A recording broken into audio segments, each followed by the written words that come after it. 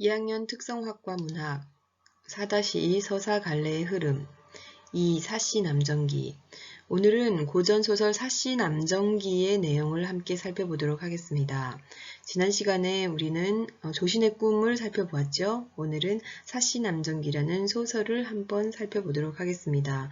먼저 사씨 남정기의 내용과 특징에 대해서 동영상을 통해서 먼저 알아보도록 하겠습니다.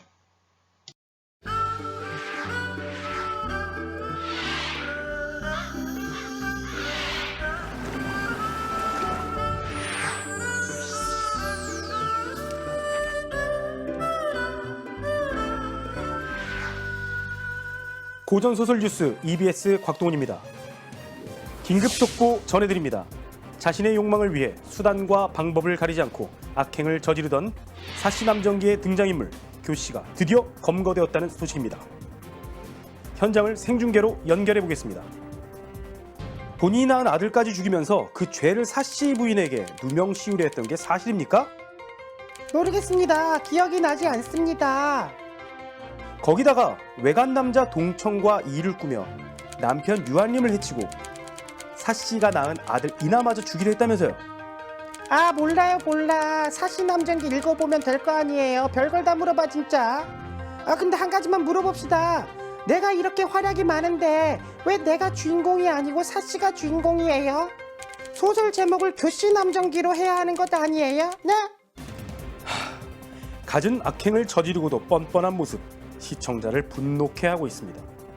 가정 내에서 벌어진 일을 다룬 가정소설이자 목적성을 띤 풍간소설 사씨 남정기 스토리, 지금부터 심층 취재해 보겠습니다. 명나라 금릉 순천부에 살던 유연이라는 이름난 신하가 있었습니다.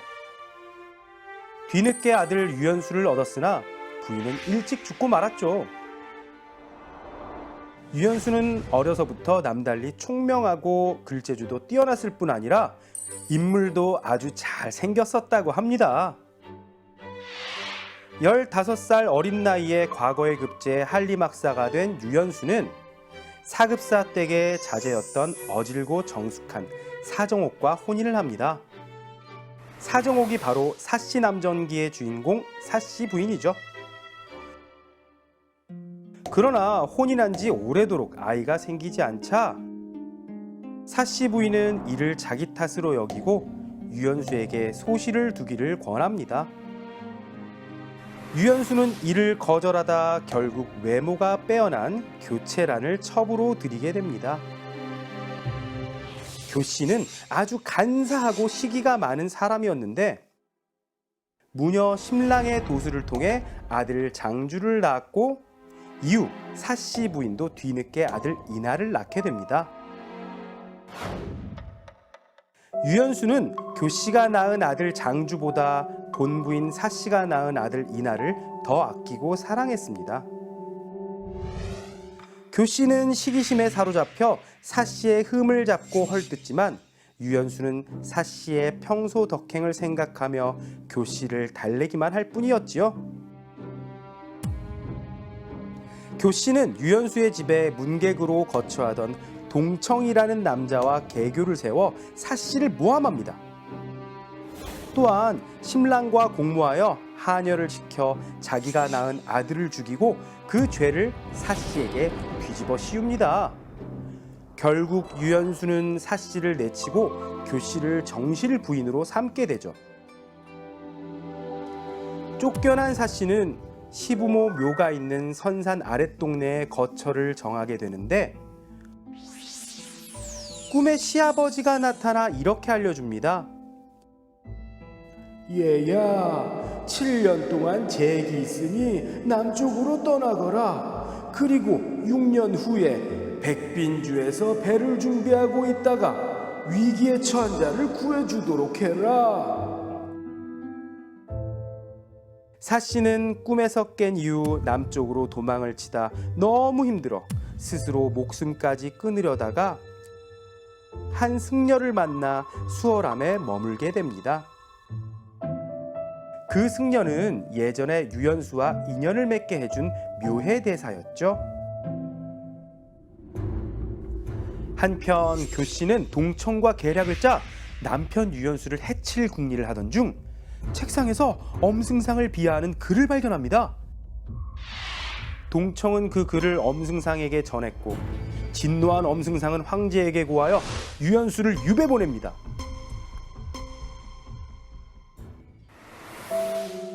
동청은 엄승상의 도움으로 현령으로 출세하고 교 씨는 동청과 함께 마을을 떠나게 됩니다.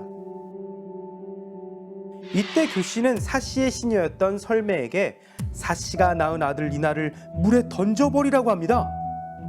하지만 설매는 차마 죽이지 못하고 이나를 수풀 속에 숨겨두게 되죠. 대사면으로 유배에서 풀려난 유연수, 우연히 길에서 설매를 만나 그 사이에 있었던 교 씨의 악행을 모두 듣게 됩니다. 교 씨와 동청은 설매와 유연수가 만났다는 걸 알게 되자 유연수를 없애려 합니다. 이들에게 쫓기던 유연수는 백빈주에서 배를 대고 있던 사씨와 묘혜를 만나 무사히 도망치게 되죠. 한편 죄상이 드러난 엄승상은 벌을 받고 동청도 함께 죽음을 당하며 교 씨 또한 결국엔 기생이 됩니다. 황제는 유연수에게 이부신앙의 벼슬을 주고 유연수는 사씨와 재결합을 하지만 아들 이나의 행적을 알 수 없어 괴로워합니다. 사씨는 대를 잇기 위해 자신을 도와주었던 임낭자를 첩으로 두기를 권하는데요. 임낭자는 버려진 사씨의 아들 이나를 거두어 동생처럼 키우고 있었죠. 이 기막힌 인연으로 유연수와 사씨 부인은 마침내 아들 이나와 재회하게 되고 이후 유연수는 기생이 된 교 씨를 찾아 처형하고 사씨, 임씨 부인과 함께 부귀영화를 누리며 살게 됩니다. 네, 지금까지 고전소설 사씨남정기 스토리 만나보셨는데요. 목적성을 띤 풍간소설, 과연 이 소설의 목적은 무엇이었을까요? 저자 서포 김만중은 숙종이 인현왕후를 폐위시키고 장희빈을 맞아들인 일에 대해서 우회적으로 비판하는 뜻을 담아 이 소설을 썼다고 합니다. 10컷으로 알아보는 고전소설, 이 시간 순서 여기서 마칩니다. 여러분 고맙습니다.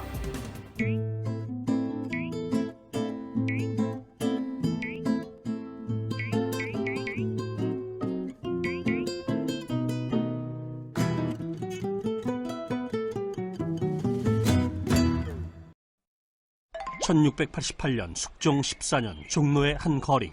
소인의 신세는 뜬구름과 같사옵니다. 당시 거리에는 소설책을 읽어주는 일을 직업으로 하는 전기수의 이야기를 듣기 위해 사람들이 몰려들었다. 길동이 두절기의 눈물을 감당하지 못해 말을 잇지 못하자 홍길동 전이로구만. 오늘부터는 아버지를 아버지라 부르고 형을 형이라 불러도 좋다. 길동이 저라고 아뢰었다. 아유,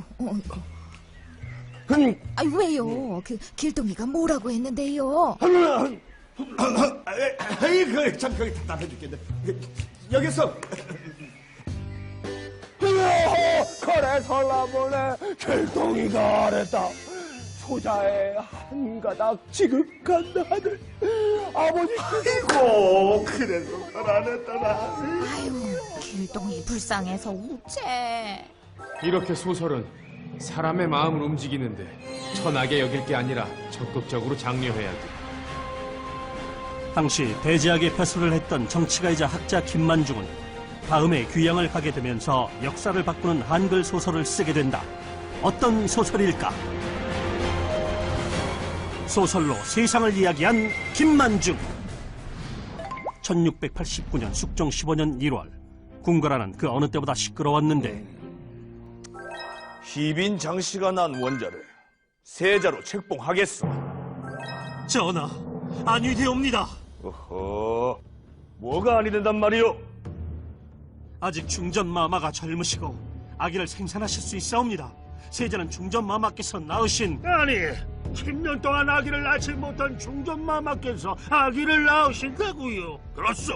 언제 낳으실 줄 알고 기다립니까? 전하, 서둘러 세자를 책봉하시는 것이 맞는 줄 아래요. 아니옵니다.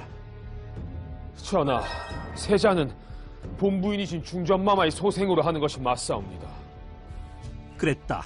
다음 왕위를 이을 세자를 정하는 문제에 대해 아들이 없는 중전 인현왕후를 지지하는 쪽과 숙종의 후궁으로 아들을 낳은 장희빈을 지지하는 쪽이 다투고 있었던 것이다.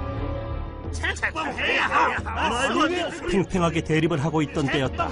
자자, 다들 조용하시오. 이 나라의 임금은 바로 나요. 비록 중전이 아니라 희빈이 낳았다고는 하나 내 아들이면 틀림이 없어 하여 원자를 세자로 책봉하겠어. 이 일 끝에 인현왕후를 지지했던 송시열과 김만중은 경남 남해로 귀양을 가게 된다. 나니 들으셨시오? 못 들었다. 내가 너 아니면 세상 소식을 어찌 듣겠느냐. 그죠? 아, 글쎄, 중전마마께서 쫓겨나셨대요. 뭐? 우리 중전마마 불쌍해서 어쩐대요. 중전마마! 허허, 결국 중전마마까지 내치시다니 이 일을 어쩌면 좋겠느냐. 중전마마가 쫓겨나셨으면 이제 누가 중전마마를 하신대요? 희빈 장씨가 그 자리를 차지하겠지. 김만중의 예상대로 그해 10월 장혜빈이 중전에 오르게 되는데 보는 것 같소. 나니 들으셨시오? 못 들었다. 어서 말하거라. 장희빈이 중전마마가 됐대요. 뭐라? 기어이 희빈 장씨가 중전이 되었다고? 어질고 착한 중전마마가 쫓겨났다는데 귀양 온 내가 이곳에서 무얼 할 수 있겠는가? 아휴, 그나저나 이 저녁때가 다 되었는데 이 녀석은 어딜 간 게야? 아이고 재미지다. 이 녀석아, 저녁 시간이 다 되었는데 어딜 갔다 오는 게야? 배고파 죽겠다. 웃겨 죽겠다고요. 연마을에 전기수가 왔자뇨. 오늘은요 임경업 장군 이야기 알죠? 와, 나 임경업 장군 이야기를 듣네. 우와, 나 임경업 장군이 우와, 나 그렇게 잘 나오는지 몰랐네. 우와. 임경업전. 가만. 소설? 소설 임경업전 때문에 많은 사람들이 임경업 장군에 대해 잘 알고 있지. 그래, 소설이야. 어질고 착한 중전마마 이야기를 소설로 써야 돼.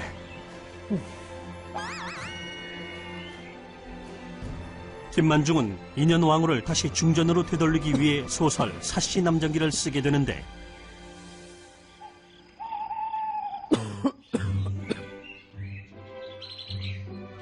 돌쇠야. 야, 나리 왜요? 뭐 필요한 거 있으세요? 아니다. 이걸 책회들에게 전해주거라. 아유, 다 쓰신 그 소설인지 뭔지. 그래. 책회들이 필사를 해서 널리 퍼지게 해야 한다.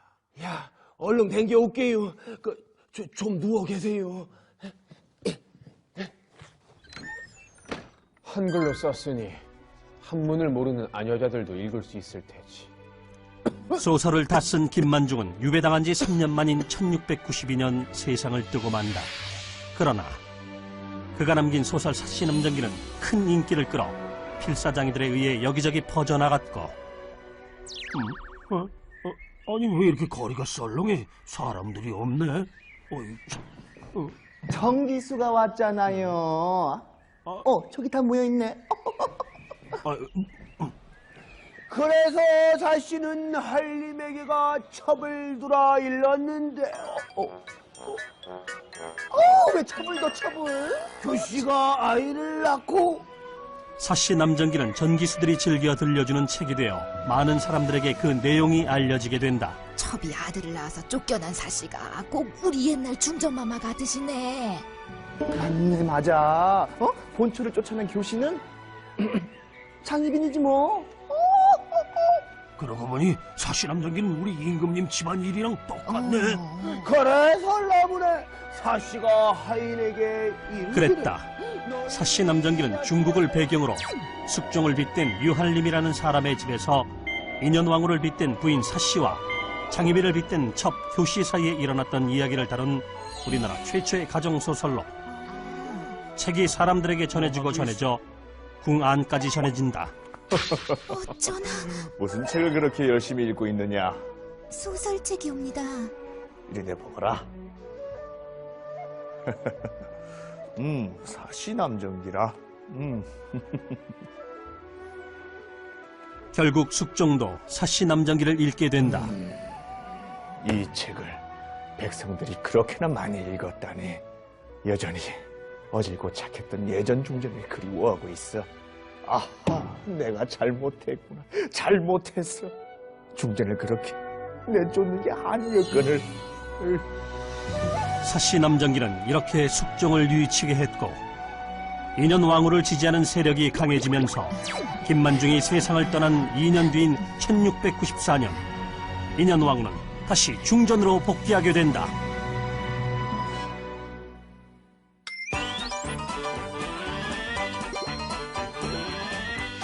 자기 나라 말을 버려두고 남의 말로 글을 짓는다는 것은 앵무새가 사람의 말을 하는 것과 같다고 했던 김만중은 한문만을 떠받들던 당시 양반들과 달리 한글의 중요성을 높이 평가했던 정치가이자 학자였다. 또 소설을 천하게 여겼던 조선시대에 구운몽과 사시남정기와 같은 한글 소설을 써 이후 한글 소설이 발전하는 토대를 만들었으며 특히 중전이었다 쫓겨난 인현왕후의 이야기를 다룬 사시남정기는 숙종의 마음을 돌려 후에 인현왕후가 다시 중전이 되는데 큰 역할을 하게 된다. 잘 썼다 김만중.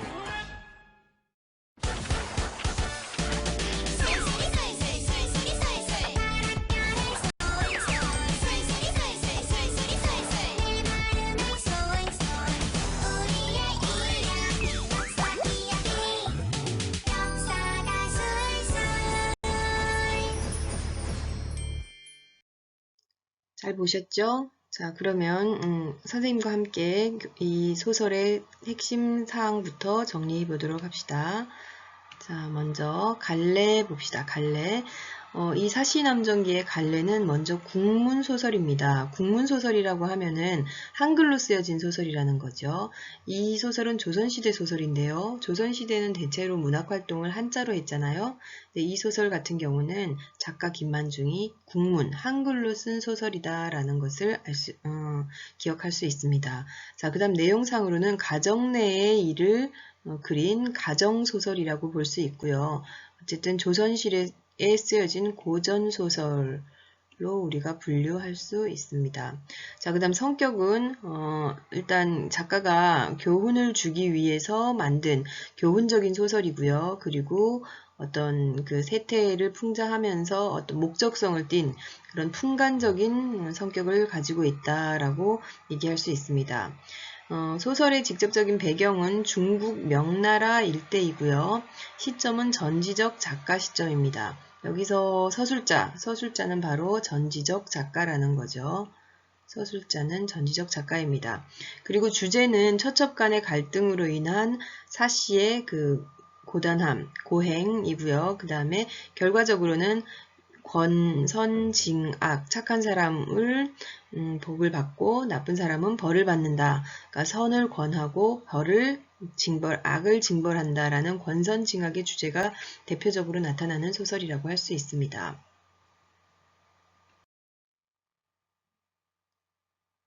자, 다음 사항입니다. 이 소설의 특징 살펴보겠습니다. 이 소설의 특징은 일부 다처제로 인한 처첩 간의 갈등을 형상화하고 있다. 그러니까 가족 내에서 우리 유교의 특징이었죠. 일부 다처제, 한 남편과 여러 부인들이 있는 그 본처와 처첩 간의 갈등을 형상화하고 있다라고 볼 수 있고요. 그 다음에 선과 악의 대립적 인물을 제시함으로써 주제의식을 부각하고 있습니다. 선은 바로 사씨였고요. 그 다음에 악은 바로 첩인 교씨였죠. 그리고 이게 이제 어떤 목적성을 띤 풍간소설이라고 했는데요. 돌려서 얘기하면서 어떤 특정한 누군가에게 조언을 하려고 하는 그런 목적을 가지고 있습니다. 그게 누구였냐면요. 인현왕후 폐위의 부당함을 풍간하기 위한 목적으로 창작되었다라는 거죠. 그러니까 당시 숙종이 인현왕후를 폐위하고 장희빈을 왕비로 삼았습니다. 그때의 그런 어떤 부당함을 소설을 통해서 풍자하고 그것을 임금에게 알리기 위한 그런 목적으로 창작된 소설입니다. 자, 소설 속에, 작품 속에 우리 교과서에 나오는 교씨의 교묘한 언행을 한번 정리해 보도록 하겠습니다. 그 교씨가 남편과 만났을 때, 유할림과 만났을 때 평상시와 달리 노래 부르기와 검은 고 타기를 거부하는 부분이 있죠.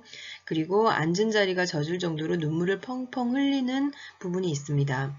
그리고 대답을 한다면 부인에게 죄를 얻을 것이라고 말하는 부분, 이때 부인은 사씨겠죠.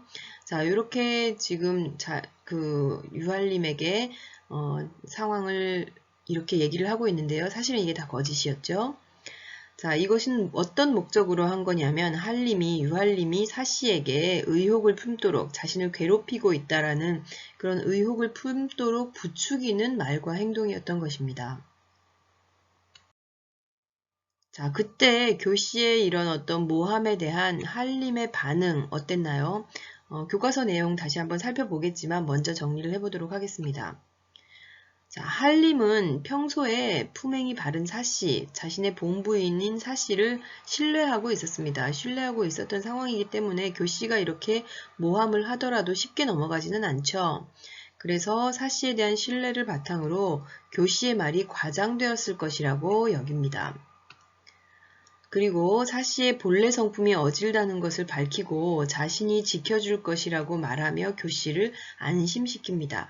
그러니까 어쨌든 교씨에 의해서 쉽게 이렇게 왔다 갔다 하는 사람은 아니고 나름 심지가 굳은 신뢰를 가진 사람이라고 볼 수 있는데요. 그렇지만 결과적으로는 나중에 사씨를 내치게 되죠.